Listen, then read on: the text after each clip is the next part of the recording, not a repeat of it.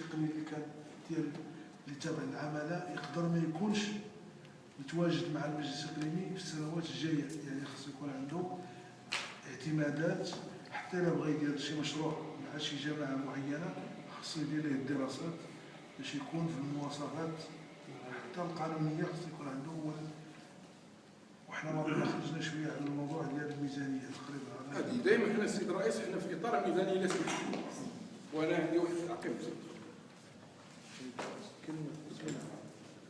شكرا السيد الرئيس. اخواني الاعضاء، وغير باش نوضحوا الامور، هو بالنسبه لكلام السي فتاح ولا السي وعبان، وغير كاين واحد شويه ما كاين تفاهم.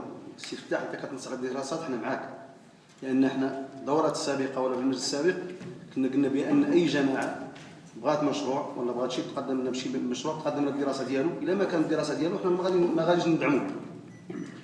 الوعبان هو غير ما فهم، لانه ربما انت قصدت الجماعه، انت ما قصدتها. قلت له دير اي مشروع مشى الجماعه سواء حضاريه ولا قرويه خاصو يكون بني على دراسه تقنيه باش ينجح المشروع.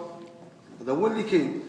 هو ربما يقول بانك تقصد الجماعه، انت كتقلب على مكتب دراسات اللي يكون تابع للمشاريع، ولكن هذا احنا كنطلبوا به دائما اي مشروع، لا اللي فات ولا اللي جاي، مشروع تقدمت به جهه ما عنده دراسات ولا عنده بطاقه تقنيه، احنا كمجلس ما غاديش نمولوه.